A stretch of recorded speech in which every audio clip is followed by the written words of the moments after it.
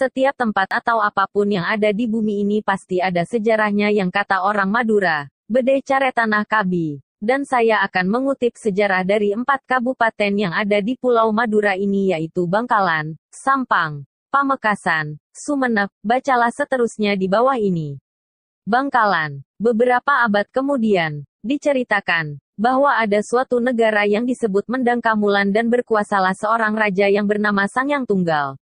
Waktu itu Pulau Madura merupakan pulau yang terpecah belah. Yang tampak ialah Gunung Geger di daerah Bangkalan dan Gunung Pajudan di daerah Sumenep. Diceritakan selanjutnya bahwa raja mempunyai anak gadis bernama Bendorogung, yang pada suatu hari hamil dan diketahui ayahnya. Raja amat marah dan menyuruh patinya yang bernama Pranggulang untuk membunuh anaknya itu. Karena itu ia tidak melanjutkan untuk membunuh anak raja itu tapi ia memilih lebih baik tidak kembali ke kerajaan.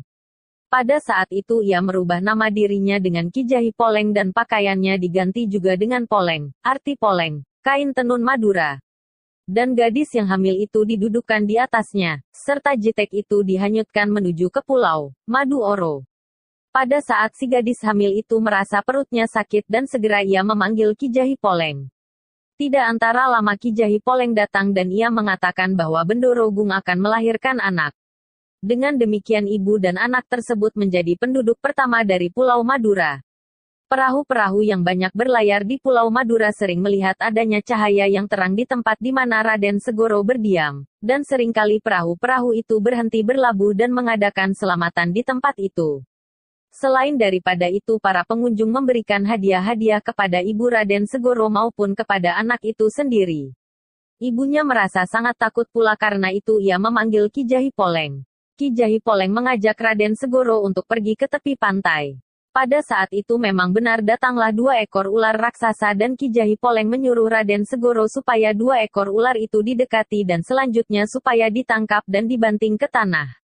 Tombak itu oleh Ki Jahi Poleng diberi nama Sinenggolo dan Si Alukuro. Sesampainya pati tersebut di Madura, ia terus menjumpai Raden Segoro dan mengemukakan kehendak rajanya. Ibu Raden Segoro mendatangkan Ki Jahi Poleng dan minta pendapatnya. Apakah kehendak raja dikabulkan atau tidak? Raden Segoro berangkat dengan membawa senjata Sinenggolo. Akhirnya Raja Mendangkamulan atas bantuan Raden Segoro menang di dalam peperangan dengan tentara Cina dan setelah itu Raja mengadakan pesta besar karena dapat mengusir musuhnya. Raja bermaksud mengambil Raden Segoro sebagai anak mantunya. Raden Segoro minta izin dahulu untuk pulang ingin menanyakan kepada ibunya. Pada saat itu pula ibu dan anaknya lenyaplah dan rumahnya disebut Keraton Nepa. Karena itu sampai sekarang 2 tombak itu menjadi pusaka Bangkalan. Sampang pada zaman Majapahit di Sampang ditempatkan seorang Kamituwo yang pangkatnya hanya sebagai pati. Jadi boleh dikatakan kepatihan yang berdiri sendiri. Sewaktu Majapahit mulai mundur di Sampang berkuasa Aryo Lembu Peteng, putera Raja Majapahit dengan Puteri Campa. Yang mengganti Kamituwo di Sampang adalah putera yang tertua ialah Aryo Menger yang keratonnya tetap di Madekan.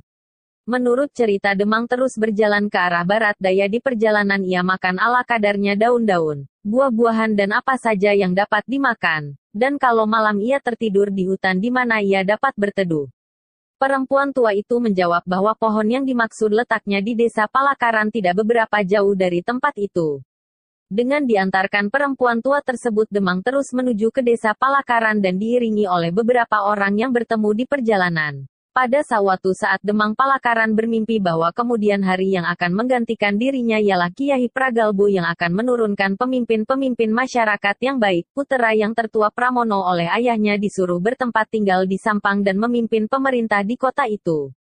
Ia kawin dengan Puteri Wonorono di Pamekasan karena itu ia juga menguasai Pamekasan jadi berarti Sampang dan Pamekasan bernaung dalam satu kerajaan. Demikian pula sewaktu Nugroho, Bonorogo, menggantikan ayahnya yang berkeraton di Pamekasan 2 daerah itu masih di bawah satu kekuasaan. Setelah kekuasaan Bonorogo Sampang terpisah lagi dengan Pamekasan yang masing-masing dikuasai oleh Adipati Pamadekan, Sampang. Dan Pamekasan dikuasai oleh Panembahan Ronggo Sukawati. Kedua-duanya putera Bonerogo.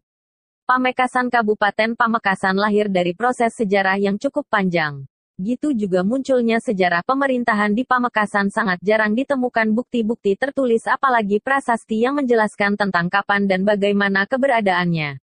Diperkirakan, Pamekasan merupakan bagian dari pemerintahan Madura di Sumenep yang telah berdiri sejak pengangkatan Arya Wiraraja pada tanggal 13 Oktober tahun 1268 oleh Kertanegara.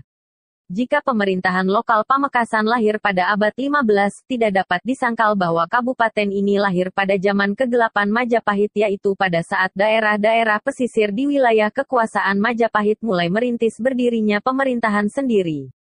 Terungkapnya sejarah pemerintahan di Pamekasan semakin ada titik terang setelah berhasilnya invasi Mataram ke Madura dan merintis pemerintahan lokal di bawah pengawasan Mataram. Hal ini dikisahkan dalam beberapa karya tulis seperti Babat Mataram dan Sejarah Dalam, serta telah adanya beberapa penelitian sejarah oleh sarjana barat yang lebih banyak dikaitkan dengan perkembangan sosial dan agama, khususnya perkembangan Islam di Pulau Jawa dan Madura, seperti Graf dan Th. Masa-masa berikutnya yaitu masa-masa yang lebih cerah sebab telah banyak tulisan berupa hasil penelitian yang didasarkan pada tulisan-tulisan sejarah Madura termasuk Pamekasan dari segi pemerintahan, politik, ekonomi, sosial dan agama. Mulai dari masuknya pengaruh Mataram khususnya dalam pemerintahan Madura Barat, Bangkalan dan Pamekasan. Masa campur tangan pemerintahan Belanda yang sempat menimbulkan pro dan kontra bagi para penguasa Madura, dan menimbulkan peperangan Pangeran Trunojoyo dan Lesap, dan terakhir pada saat terjadinya pemerintahan kolonial Belanda di Madura. Hal ini terbukti dengan banyaknya penguasa Madura yang dimanfaatkan oleh Belanda untuk memadamkan beberapa pemberontakan di Nusantara yang dianggap merugikan pemerintahan kolonial dan penggunaan tenaga kerja Madura untuk kepentingan perkembangan ekonomi kolonial pada beberapa perusahaan barat yang ada di daerah Jawa, khususnya Jawa Timur bagian timur, Karisidenan Basuki.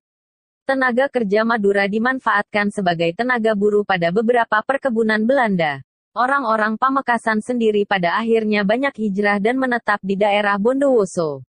Perkembangan Pamekasan, walaupun tidak terlalu banyak bukti tertulis berupa manuskrip ataupun inskripsi, nampaknya memiliki peran yang cukup penting pada pertumbuhan kesadaran kebangsaan yang mulai berkembang di negara kita pada zaman kebangkitan dan pergerakan nasional.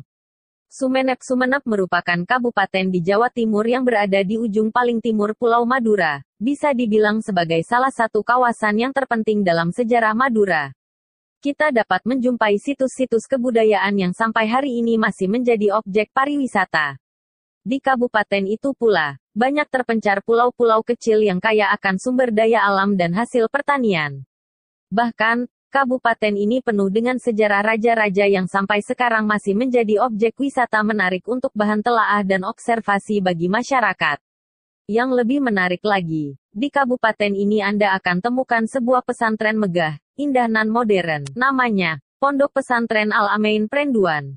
Sebagai pesantren kader yang mencetak munzirul kaum, pesantren ini menjadi bagian sejarah dari Kabupaten Sumenep.